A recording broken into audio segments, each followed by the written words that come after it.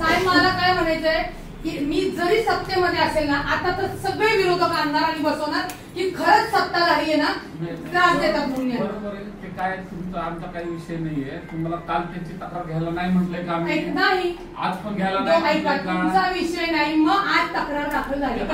आज ती बाई परत आली. तुम्ही कसं मीडिया घेऊन आला तसं ते पण मीडिया घेऊन मीडिया घेऊन आले.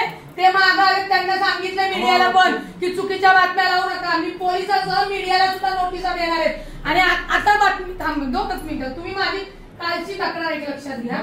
हा विषय झाला काही असं नाही. म्हणजे अहो मी वकील आहे. काल दोघांचं मिटलं. तुम्ही व्हिडिओ शूटिंग घेतलं दोघांच्या. आणि ती म्हणजे एक बाई येते मारलं परत येते नाही मिटलं, परत येते मारलं. खेळ आहे का हा?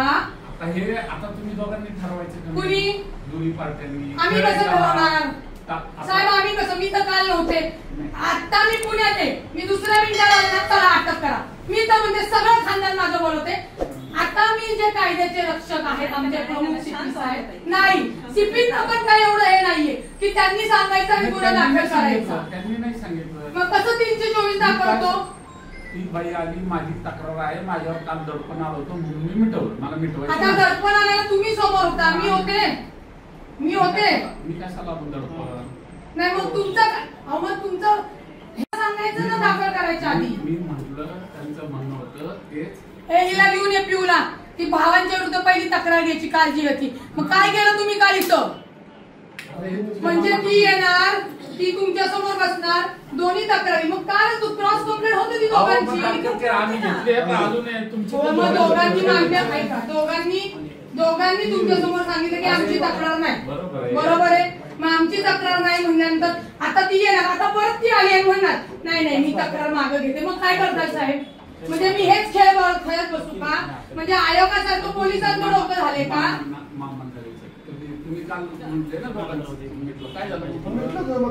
ऐका नाही, मिटलं नव्हतं नाही. इथं काय प्रोसिजर केली तुम्ही मिटण्याची? ते पेपर कुठे नाही? ते पेपर कुठे? मला ते पाहिजे साहेब. मी वकील आहे क्रिमिनल आणि प्रॅक्टिसिंग मध्ये आहे. मी राजीनामा दिला प्रवक्ता पदाचा. आता मी नाही कोणाला हे करणार. आता दुसऱ्या मिनिटाला ट्विट करून सांगते राजीनामा दिला. हे सरकार कशा पद्धतीने चालतं आणि पोलीस काय काम करतात ही पद्धत आहे. इथं नाही मारलं.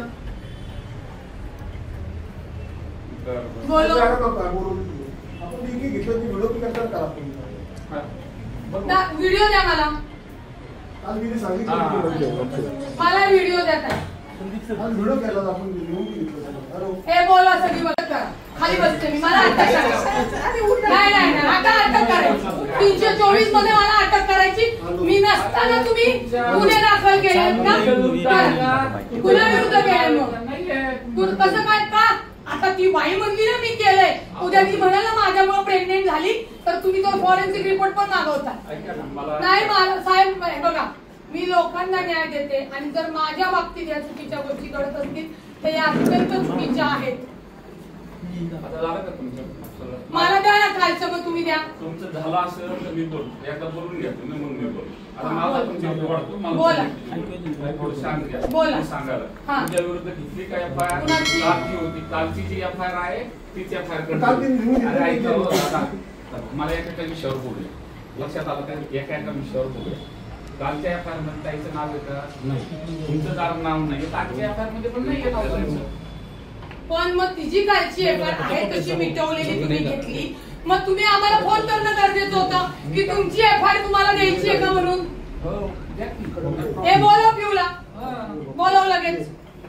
बोल. तुम्ही नाही बोलवलं. माझा तुम्ही बोलवलं. तुम्ही काय कल्पित केलंय तो भाग माझा नाहीये साहेब. कायद्याची प्रक्रिया काय सांगते त्याच्याशी मी बोलती. बरोबर आहे. आता तिला काल द्यायची नव्हती, आज द्यायची होती. अहो पण काल द्यायची नव्हती. तिने लिहून दिलं. लिहून दिलेलं महत्व नाहीये. आता तिचं म्हणणं आहे मला द्यायची. आता आपण काय करू शकतो? असं तुम्ही तर तिने लिहून दिलेलं आहे ना. ह्याला बोलव. ह्याला कोण इकडं पिऊला बोलवलंय लवकर. मी कागद पेन दे. मला कालचे जे दिलेत ना ते पेपर्स द्या. मी त्याच्यावर येतो.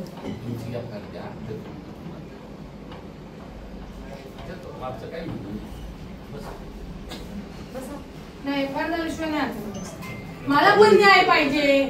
आम्हाला काय, आम्हाला एक कंटे समाजाचा आणि राजकारणाच्या ह्या चाकणकर सारख्या बाईच्या हे करायचं तर ठीक आहे, तिलाही दाखवते.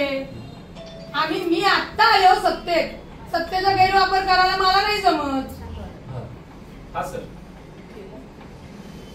हे म्हणून मीडियावाल्यांना सांगते, माहिती घेऊन करत जा.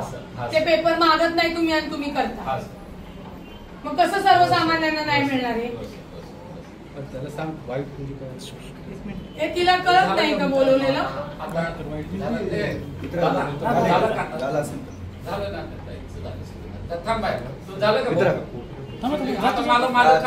तुम्ही आता झालं काय?